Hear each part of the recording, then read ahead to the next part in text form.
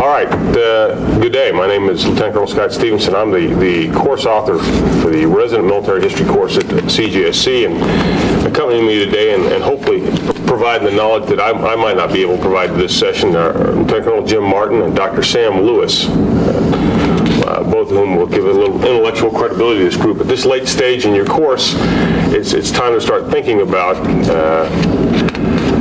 how you've seen these sessions we've had here on tape. We're thinking about an award program, and we think perhaps this session might deserve at least consideration for the homeliest trio on tape during our non-resident CGSC instructor prep tapes. No, take this seriously. This is the last lesson. This is the wrap-up for the course that you posed to these students, a chance to tie the threads that you've offered them all through the course. And so I think you want to allocate some time to that.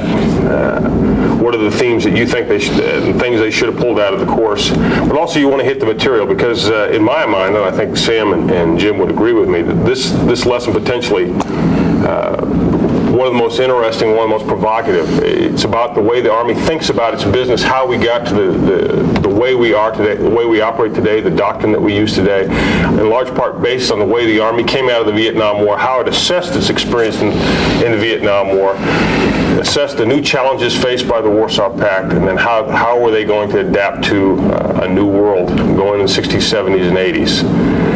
Again, this lesson tells us a lot about the way we think about our business today, and I think it's worthwhile and a way to come back to the themes that you talk about at the very beginning of the course. What are the relationships between history, theory, and doctrine? I'd like to start by asking Sam what kind of approaches in general you'd use to going after this lesson. What do you think? First of all, I'd agree with your observations that this lesson will stand up on its own as a piece for looking at the U.S. military after the Vietnam War.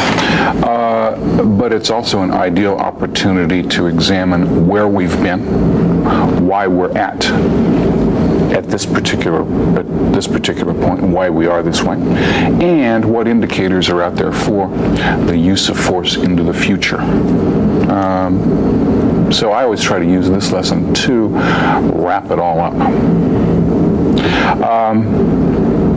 One of the key notions in this lesson is there an American way of war? And throughout the course we've been using the text by Russell Weigley to examine his particular view on the subject. For those new instructors out there, trust your students and trust the readings. Let them attempt to come up with an evaluation of whether there is a unique American way of war, or is it part of something larger, a Western way of war? If it is different, how so and why? What is it like? When Saddam Hussein or a potential enemy of the United States looks at the U.S. military, what do they see? Do they see certain tendencies? Are certain things expected? And can we ourselves rely upon those to be used in the future? That's one notion. James? Well, I've found that this lesson always for me ends up coming back. My students bring it back a lot to the Gulf War. Your instructor notes talk about maybe how does the Gulf War reflect what's occurred after Vietnam, and remembering that Korea and Vietnam were not the military experiences we might have liked them to have been. It's not unusual that many of our students will turn to looking at the Gulf War, which turns out the way we do want it to turn out. So don't be afraid if it goes that direction. That's not too unusual. It happens here too. I would suggest that it's healthy also. In many ways, one can maintain that Desert Storm represents a flowering of American military culture, whether you like it or not.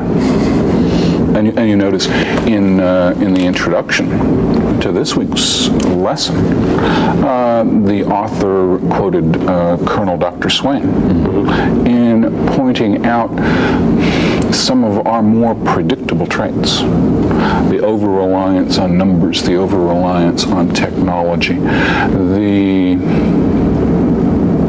in German they'd say buchstäblich, the regimented, process-oriented. That's not the way we like to see ourselves, though.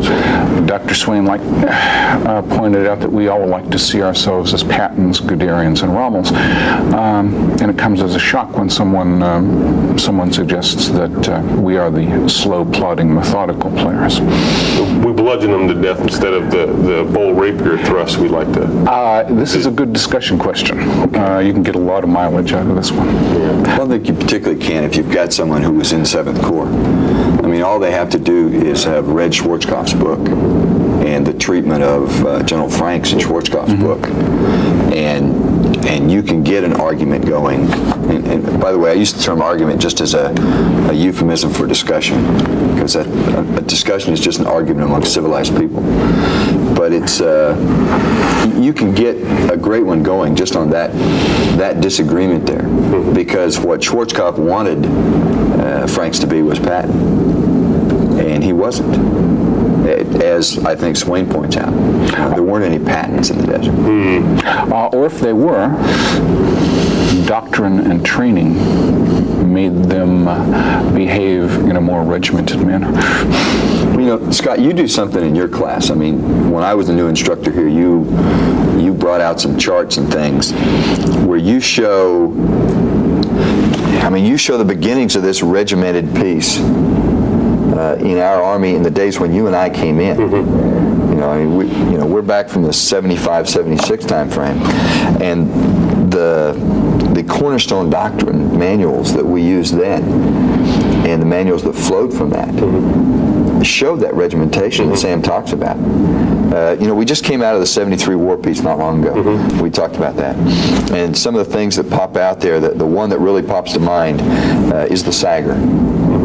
And all of a sudden there was an anti-tank missile out there that could kill an M60 tank. Incredibly lethal. And the Army responded to it by becoming, to me, more regimented, like Sam talks about, going numbers focused. Yeah. Why don't you share that? I think that's a real good piece. If I could I'd make a point that you want to allocate time in this lesson toward wrap it up, and you want to talk about where is the Army right now, and what do we know, and what can we project about the future of warfare. But the centerpiece of the lesson, quite clearly, is Herbert's deciding what is to be done. The Leavenworth paper, Camouflage Color, talks about the debate over the 76th edition of the FM 100-5, and you need to give that its due, because that piece is a real case study in the way the Army thinks about doctrine. You've got to set that up, though, and again, as Jim has said, in a way you have to refer back to the 73 war and shaping the way Army thinks, but you have to go back farther than that. To what shaped the mind of the guy who's going to build the doctrine that the Army takes into the post-Vietnam period. This lesson, in large part, is about a guy named Depew. Many of you may not have ever heard of the guy, but Colin Powell said he, more than anybody, shaped the post-Vietnam Army, made it into the success story we took into the Gulf War. Again, that's maybe a controversial point. He obviously, if you read in the Herbert piece, he wouldn't be a fun guy to work for. He's abrasive, he's aggressive, he's opinionated. But he's the guy who shaped that doctrine, and you really have to set this lesson up by talking about what shapes the worldview of this guy as he takes on the business of remaking the Army after the Vietnam War. What do you think are the key things, Sam, that shaped the way he looked at doctrine and its role? I find Depew fascinating, as I'm sure your students will find him fascinating. One of the things you can ask the students is, what sort of a man was he? What were the influences upon him? I usually wait for a bit to ask that. I'll start off this lesson with the question, what was the strategic situation for the U.S. military and the U.S. Army in 1972 and 1973? What was the major threat? What were the results of our failure in Vietnam? What were the significances of congressional action to do away with the draft? But I use that as a building block to start out from. Then I try to get into the realm of institutions. When we started this class off, we considered the development of the War Department and later General Staffs to be a great sign of progress, the wave of the future. 1973 comes along. They are no longer there. Is this progress? What does it represent? What is a TRADOC? What does it do? What's an integration center? What happened to the old War Departments and General Staffs? Okay, is this part and parcel of the American military culture and experience? That's worth looking at. At this point, I usually bring in Depew. Who was he? Why did he think this way? I ask the students if they have known anyone like Depew. And did they? What was it like working for him? Is Depew typical of the U.S. Army Officer Corps, or is he untypical, exceptional? Where does he stand as a symbol in the evolution of modern warfare? Is he our Napoleon? Is he our Moltke? Or is he our George Steinbrenner? We have gotten some mileage out of that one in the past. George Steinbrenner. That's the way I started off. You know, this question of who was this guy, do the students know who he is? I like to ask them if they ever dug a Depew fighting position. Yes, I've asked that one too. Because most of us at one time or another have had to dig one of those, and it makes you wonder, well, who was this guy? Who was it? Depew? Yeah. And that's probably the first place I ever thought about him, as I was trying to dig a Depew foxhole in the red clay of Georgia, and calling him a number of names. You can reach out and kind of get your students' attention. You'll find that, and I'm sure you've already found by now, that things that you can reduce to a personal level with students get them highly involved. So that's one way I've found you can reach out and grab these guys in this lesson. It's just kind of, after you do that overview, you can reach out with something like that. You know, Scott, you asked about background, and I think with almost any military actor, that you have to look at what's occurred in their life and how that then drives how they think. I mean, we grew up in the post-Vietnam generation, you and I, and that affects our thinking as military men. You know, I was in the Gulf War. That affects my thinking.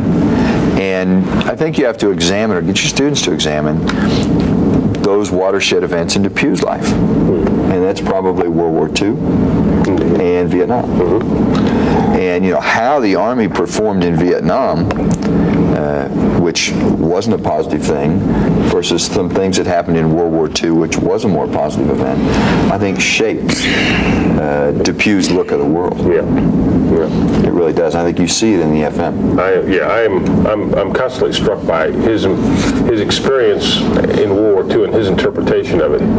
He fought in France and Germany in 1944 and 1945 as a staff officer in the 9th Division, the division that when first committed had a pretty poor combat record, went through a series of division commanders, one relieved after another, and he describes that division as a casualty-producing machine, producing American casualties. That's how badly it fought. He saw the small unit leaders and troops as being mediocre, in his opinion, and needing constant, detailed guidance.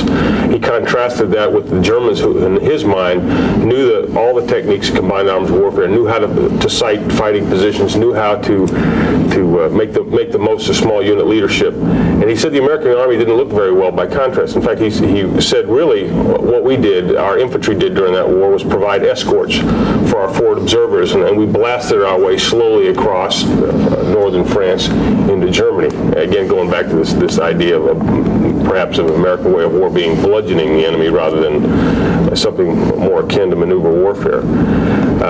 He came out of that with enormous respect for the Germans and some reservations about what kind of doctrine would be appropriate for Americans. He goes on to Vietnam, where he's successful by all accounts, and he comes up with a technique of the pylon, make contact with the smallest possible force, and then pile masses of firepower and troops back on there. It seemed successful for him, but of course, Vietnam is not the war he's worried about. Like most of the Army, this is a painful aberration, perhaps, to him. He's got to face, when he takes over TRADOC, a brand new challenge. So what do you see him thinking about the role for the new TRADOC? What has that got to do for the Army in the post-Vietnam period? Before addressing that, I'd like to just throw out a brief idea on how to get to a number of these issues. And sometimes I start off the second hour with this question. And I ask, what are the major factors that influence the creation of the 1976 manual? Depew obviously is one, and we should have talked about him in the first hour. What's the nature of the Warsaw Pact? How good are they? What do we think about them? What's the significance of the 73 Arab-Israeli War?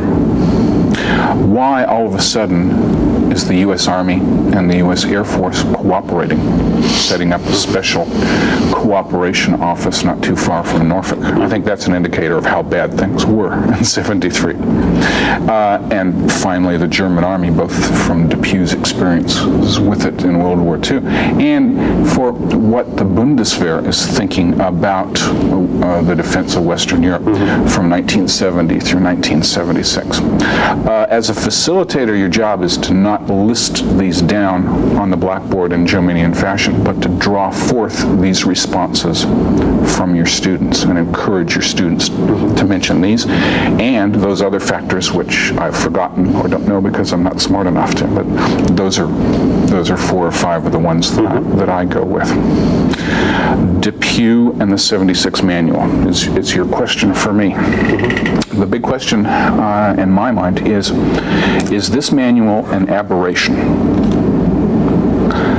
Or is this a typical American product? By that I mean a product of the U.S. Army. And I try not to force my opinions on the students. I'll let them wrestle with this. Is he, in fact, a new George Steinbrenner, the boss who dictates everything, who does not trust his subordinates? And for those lawyers out there, I would like to say that I love and respect George Steinbrenner. What's in the 76 manual and why is it this way?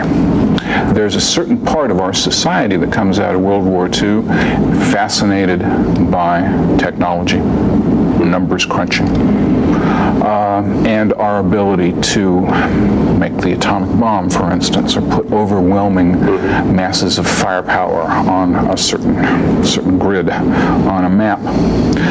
If you go back and look at the 76 manual, there's a lot of that systems analysis type thinking in the manual. I'll frequently ask the students for comments about what the 76 manual represented, but usually I get the best response by asking them what the response of the U.S. Army was to the 76 manual. And the author of the Leavenworth paper does a pretty good job there. They didn't like it. Why didn't they like it? Well, if you talk to if you talk to your fathers and uncles who were around at the time, they'll tell you that the 76 manual was the first manual that told them how to fight, that did not trust them as soldiers and men to use their judgment and their experience. The officer corps resented it for that reason.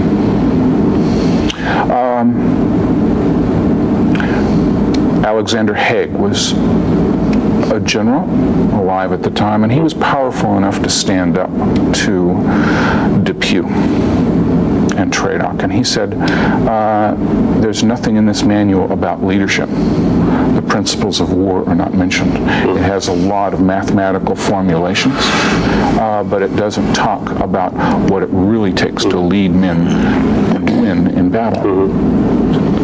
A sound point. I think that was probably a decisive moment when someone that big can come out in public and say that. So that's the way I approach it. I think one of the key things, phrases Sam used there, was the how to fight. Because we end up coming out of this 76 manual with a whole series of books, which we commonly refer to as how to fight manuals for the company level, the battalion level, the brigade level. And it tells you what it is you're supposed to do. It's like the emplacement and use of a Claymore mine, but at the division level.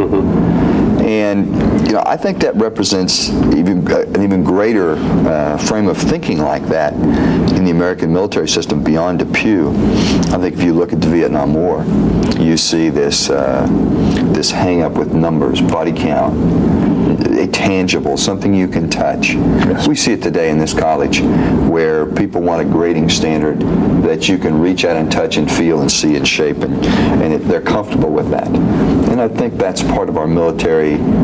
You can't quantify it, it's not worth doing. That's right, and that comes from this period of time, I think. But that also is part of our culture, too. Yeah. You always take your culture. I guess in this case, the successful Army does reflect the culture from which it comes. And the unsuccessful we certainly see it. Well, that quantification you see, too, and the other piece that sets this up, and I guess the October War, too. Yeah. The Pew's original agenda taking over Trade Act is not necessarily rewrite doctrine, but all of a sudden a new sense of urgency comes over what he's done. And I think Herbert points out, we see the 73 war, and it seems to indicate that our Army has spent 10 years in the jungle and lost an entire march or several marches to the Soviets, who are now have these formidable weapon systems. Again, as you point out, for technologically oriented military, it's scary what we see in the deserts of the Sinai and the Golan Heights. BMPs, far better infantry fighting vehicle than anything we have. New air defense systems, the like of which we've got a hint of how good they are over Hanoi and Haiphong, but they're tremendously effective against the Israeli Air Force. PMP bridges, our engineers don't have anything like them. And again, as you pointed out, the Sagar, we don't have anything.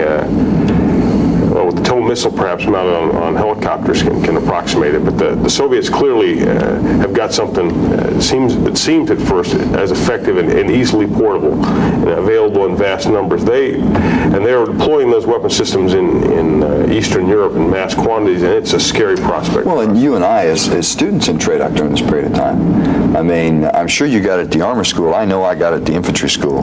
I mean, as a mech infantryman, they spend hours teaching you how to run a Sagar watch. I mean, how to watch for the puff of smoke, the slow thing coming at you, back down into a depression. Drill. That's right. I mean, they spent hours teaching us. We became so focused on the weapons from that war. And you see it in the manuals. I mean, you've got the graphs that you like to show that show us if you're sitting here, the chance of you being killed is this much, and if you're sitting here, the chance is this much. And those kind of very exact calculations are very much a part of Depew's TRADOC. And the focus back on the 73 war is very easy to see if I just think back into my basic course in 76. It sent a shockwave through our Army. Oh, it did. And that's one of the things we're talking about here with these how to fight manuals. That's his response. And the Army's doctrinal response to those issues. There's another piece to this as well, is the Army, as worried as it is about the threat, has recently, when Depew takes over TRADOC, has recently lost some procurement battles. It hasn't been able to say very clearly what it needs to face that threat. So it lost the battle over the MBT-70, it lost the battle over the Cheyenne helicopter. So the Army's doing a bad job on Capitol Hill.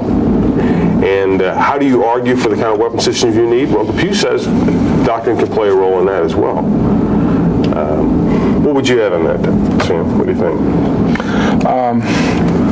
I think there is a tendency to forget what a rude shock the 73 war was, not just for the U.S. Army, but for the U.S. military and other militaries around the world to get the reports in on the new weapon systems. In the past, I've had some success asking the students about their branch. What was happening in your branch because of the 73 war? Or returning from Vietnam to help set the stage and get a lot of mileage out of that.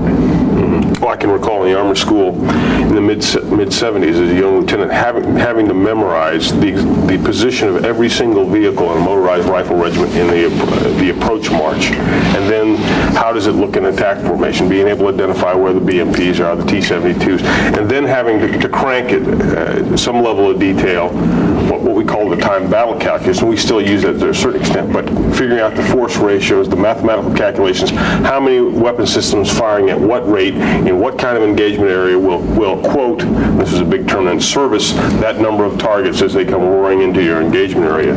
Again, it comes back to the kind of numerical approach to fighting.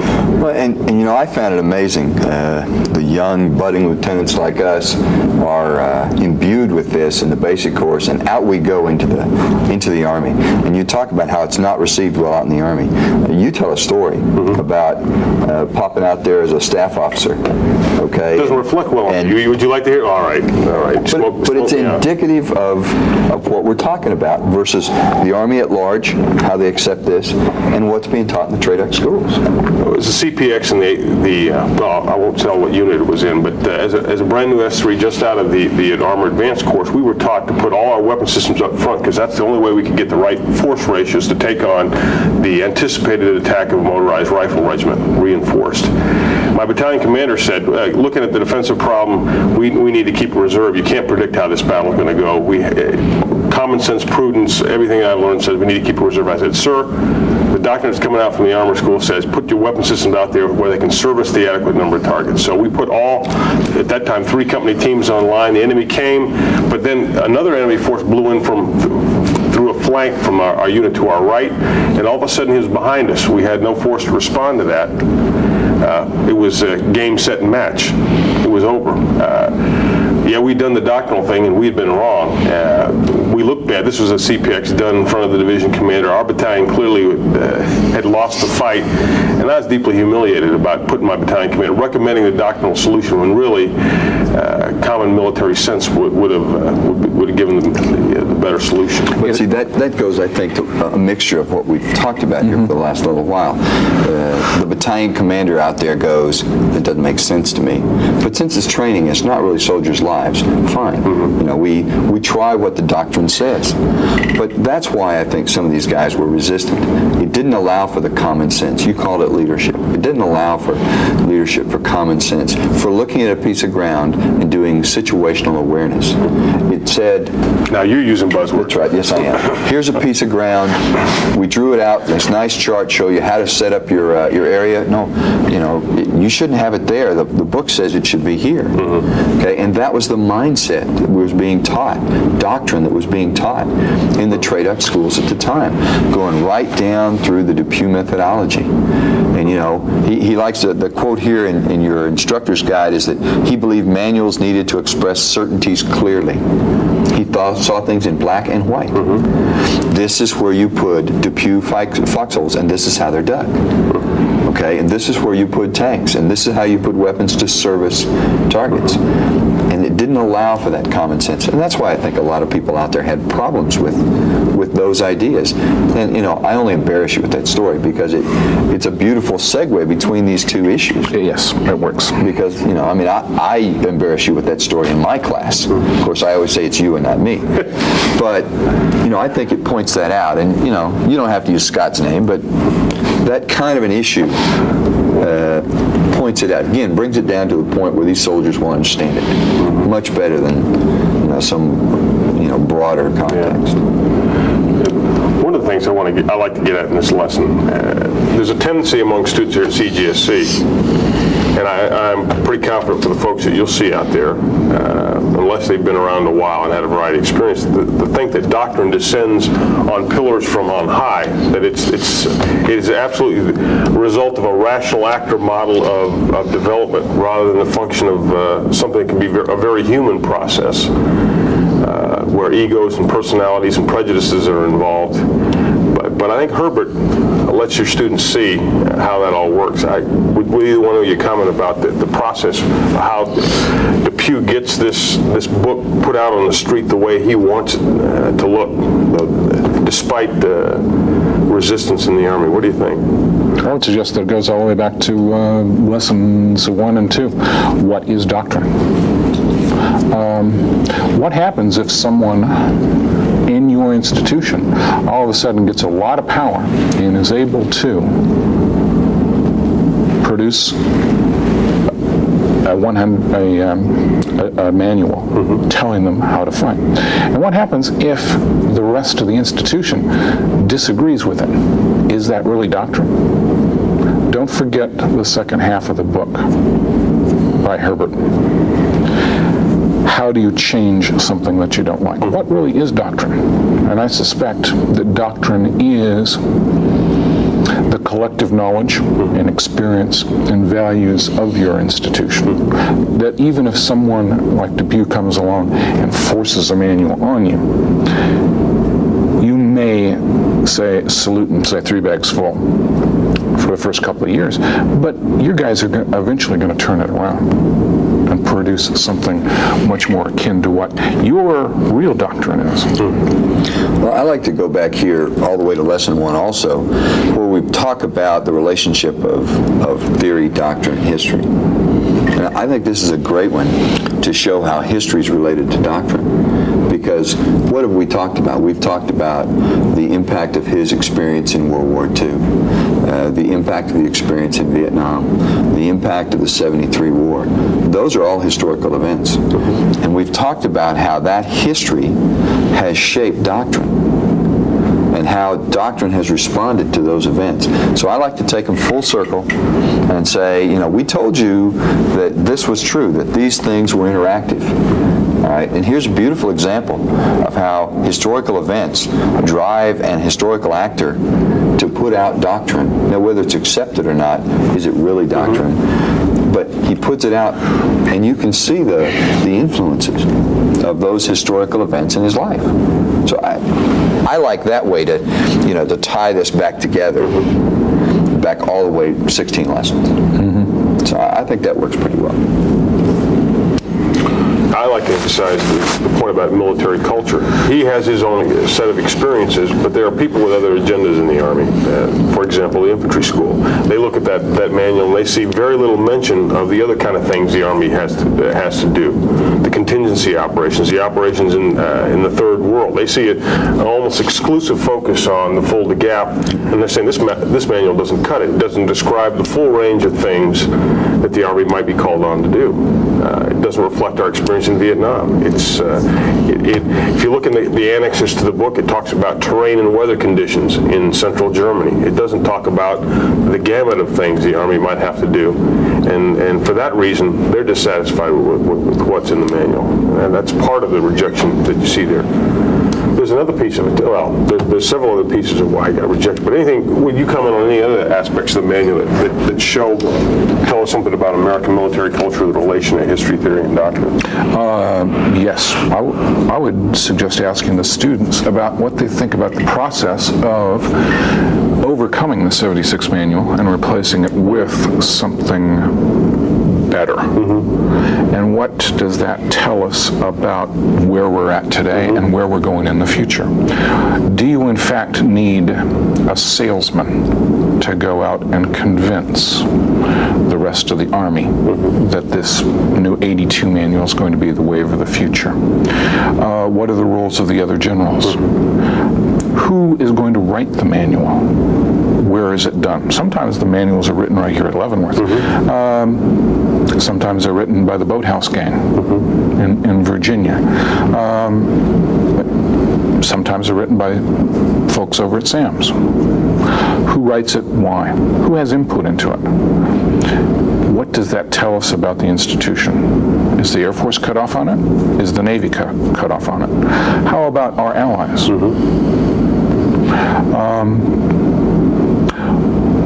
How complex has it become? I think this is especially interesting in light of the fact that at the end of this year, 1997, we'll have a new 100-5 on the street that at first blush looks like it will change the way we think about operations. And I'll tell you that again, it is the function of key players putting their inputs in, a new strategy, a new missions for the Army. And again, you can use what's coming out in 97 to look back at what happened before, bounce back and forth, to get some idea of what role does doctrine properly play. I don't know, would you comment on that, Jim? Yeah, you know, the thing that has bothered me about this manual and the role doctrine plays in this period of time. You're talking about the 76 manual? Yeah, the 76 manual. I think it starts an argument, and I may be wrong, the argument may go even farther back. It starts an argument that is still alive and well in our system of training and doctrine, and that's that issue of training and education that we deal with here all the time. I mean, this is, you know, in your book you'll find some issues on Depew versus Cushman. Cushman representing, though it may be an erroneous representation of the scholar who's looking for education. It may well be it's just a personal thing that he doesn't agree with Depew, and that's the other side to take. But this issue of, do we teach someone how to place a claim on mind, or do we teach them a broader contextual understanding of why you use it, when you use it, so that you don't teach them what to think, you teach them how to think. And that's what this course has been about. And the problem for TRADOC is that they're responsible for the training of the newest recruit, all the way up to and including the use of large units, Armies joint and combined, corps, yeah. armies and corps, and thinking at the strategic level too. Where do you do what piece of training? Where does education come in, if at all? You're entirely right. Yeah. And if you want to get a discussion going in your class, if things start to lag in this lesson, if you want to bring out that training versus education piece, I mean, while the Depew-Cushman argument, you know, shows it fomenting there, most groups I've been in, if you start that particular discussion, your problem is you're going to have to stop it, because it'll go on for an extended period of time, because most people have some opinions on that issue. Our students do here about And the big issue is why we're all here looking at these things. Because how will the U.S. military prepare its leaders for combat in 2020 and 2030? What do you want to train them to do? To dig the two-man foxhole, or to think about change and how to deal with it, and how to build flexibility into the system? And that's why we're all here, basically, isn't it? I think while you're on it, another question you might ask is about that Leavenworth paper itself. It's written by a guy, Herbert, who does a good job, I think, of describing the process, but I think he brings his own prejudices to the book as well. If you look at his background at the back of the book. Prejudice is a strong word. Can we say baggage? We all bring a bunch of stuff, baggage, to whatever. Okay, I'll agree to baggage. He's a light infantryman. Most recent experience, I think, when he wrote the piece was with the 101st. That is the community within the Army that perhaps reacted most hostile fashion to what Depew was putting out in the 76 edition. Is he unfairly critical of Depew, perhaps, because of his background? Is he perhaps unfairly praising Cushman, who had been part of that sub-community of his Army? You realize, again, even out in all aspects, whether it's the Reserve, the National Guard, or the active Army, there's a real complex animal out there, and people with a lot of different worldviews involved. And when it comes up to putting a doctrine out, all those worldviews are going to try to be represented. Herbert, I think, bring that baggage. Baggage may be the right word. Well, you see the same thing in an article which we give our students here, but we don't give to you simply because there isn't time, and that's Dan Bolger's Ghost of Omdurman. Now, you have the same thing. You have a successful armored war, and here is Dan, who is one of the brightest minds in the Army today, but who is a marked light infantryman, going back with much that same baggage that Herbert has, going, yeah, but this is just an aberration. So there are communities within our armed forces, and you see them reflected in our history and how they respond to different doctrine, or how doctrine gets written based on what community is dominant at that moment in our armed forces. there's another issue I'd like to talk about. I don't know how well this will show up. Maybe we can superimpose it on the screen. This is one of the most criticized aspects of the new doctrine. This is the active defense. This is how we're going to defend Western Europe in the mid-70s. This particular diagram is taken from FM 71-100, describes division operations. What you see is division arrayed in the defense, 3 brigades across. What you'll notice is there's no reserve. Excuse me, and as you see a Soviet threat main attack coming into one of the brigade areas, you see helicopters reacting within the battle area here, and you see units reacting nimbly across the division area from one brigade to the other, perhaps in contact, but they're moving in to reinforce, to, quote, thicken the battle as the enemy threat comes in. The Army looked at this with, scorn is one word. This is what I was taught. Yeah, this is the sketch that he was using on that CPX. I'm not going to get away from that. Hey, you're going to keep bringing up the past. All right.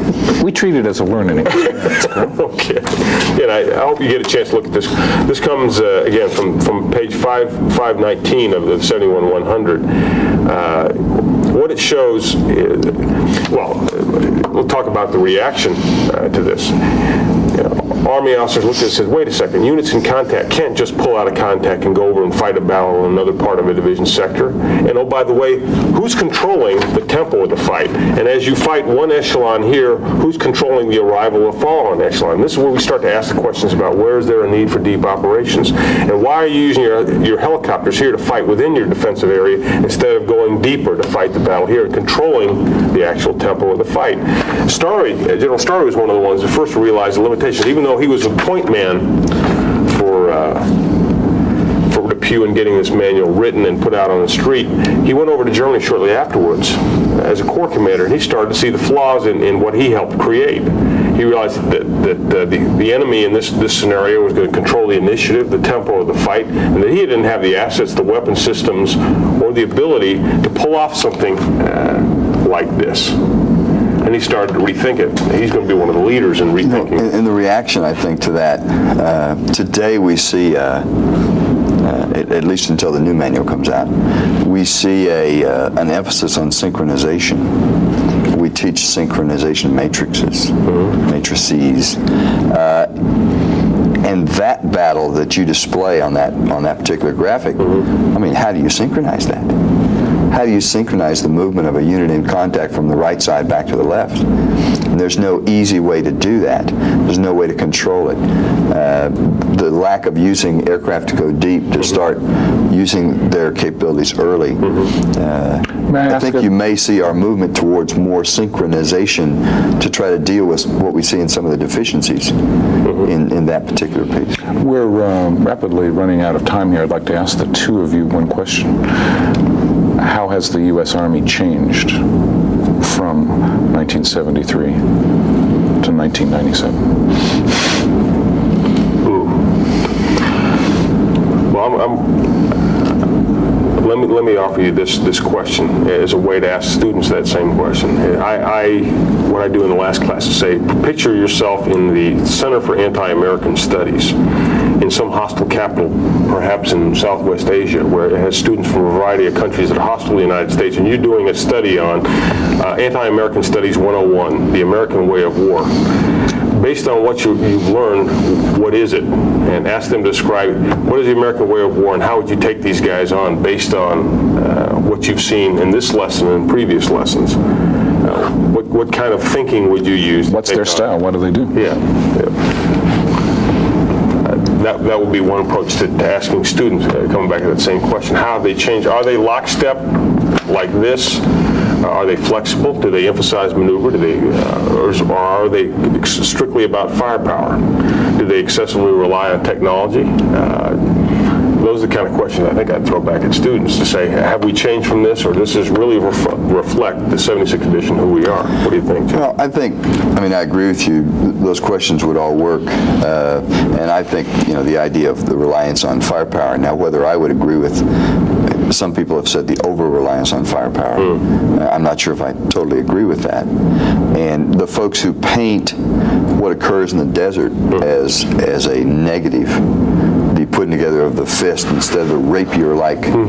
Well, you know, how many guys do you lose in the rapier-like versus how many we lost in the fist? And did we win? Oh, yes, we did. Then I'm not sure it's an aberration. But you were there. that's right. You're bringing one of the baggage. differences, I have baggage. Every historian has baggage, folks. Don't let them tell you they're objective. It's a lie. But I think a major difference that I see between, say, our Army today and our Army in 76 when I came in is that we were totally oriented on the defense when I came in. Totally, utterly, active defense. It was all full to gap, yes it was, but it was all defensive in nature.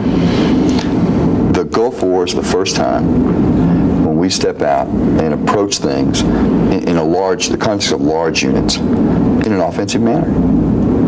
I mean, we now step out and do to someone what we were afraid the Soviets were going to do to us.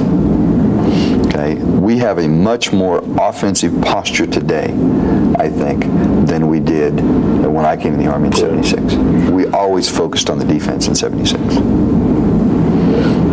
Well, we've seen an advanced cut of the new manual. We're seeing it goes beyond just war fighting. The way we understand it, it talks about a continuum of operations, and it puts what we had called in the past operations other than war in the same continuum as thermonuclear exchanges, and suggests that the same principles and tenets apply to that at one end of the spectrum as the other. And that's drawn some criticism from people in our department, from students that I've shown the manual to.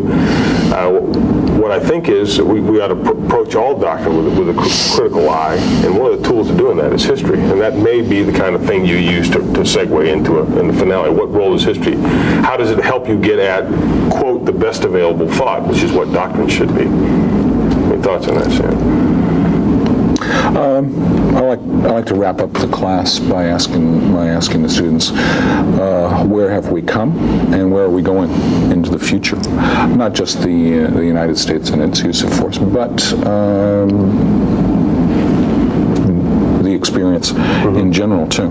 How appropriate would these be for a nation like China or India, for example? What is happening in the world today that will influence the use of force tomorrow, in 2020 and 2030, are always the terms that I try to mention to my students. I do something very similar. I continue to try to tell my students throughout the course that, the use of history is not just to figure out what happened in the past, but to figure out what happened in the past and how it can help us in the future. And I like to use myself as an example instead of Scott this time and say, look, 20 years ago, 20 plus years ago, the 76 manual is what I came in the Army with. It's what I grew up with.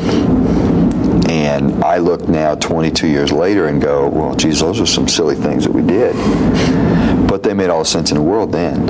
You have to put them in their perspective. That's right. And what I think the successful militaries do is, guys like me don't just look back 22 years later and say, well, geez, that didn't make sense. The really successful guys look today at what happened in the past and figure out where it is we have to be in the future.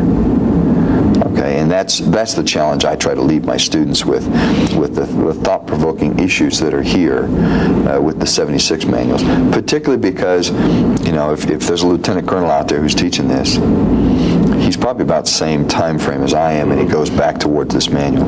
And you can use that as an example to say, guys, learn from the past, but use it to help you look into the future. Because our Army's about to change again. It's coming. Information age technology. We're 20 years from now, we probably won't recognize ourselves much as, the guys from 76, if they went into isolation and came out and saw today and say, whoa, how'd this happen? So I like to leave the class with that. I like to end with a look of, okay, we've seen the past, but how do you use the past in preparing for the future? The relevancy of history. Yeah, I would tell instructors out there that when you get to this point, you're maybe facing a big challenge. And my thought on this, after teaching this course at, and maybe I shouldn't say this, but I will anyway, after teaching this course for a few years here at CGSC, I'm not sure you're going to reach all of them. There are a lot of students who will walk away from a military history course and not really be able to judge the relevance of it. Will not walk away and be able to use military history as a tool in their decision making. It's a jump, a challenge that they're not going to make. Accept that. Try to reach the ones, the ones who are curious, the ones who are open-minded, and I think, and allow for the fact that not everybody is going to be able to walk away from a military history course, being able to put this into their toolkit. What do you think, Sam? Unfortunately, yes, you're certainly right. But on the other hand, there are many who will be able to take advantage of this. Colonel Swain said the final examination for this class is when you all go out into the field and face change. And in many ways, he's right. I agree. I think that's probably as good a way as I can think of to wrap this up. Good luck, and I hope you have a productive and provocative discussion in classes. If I can find us a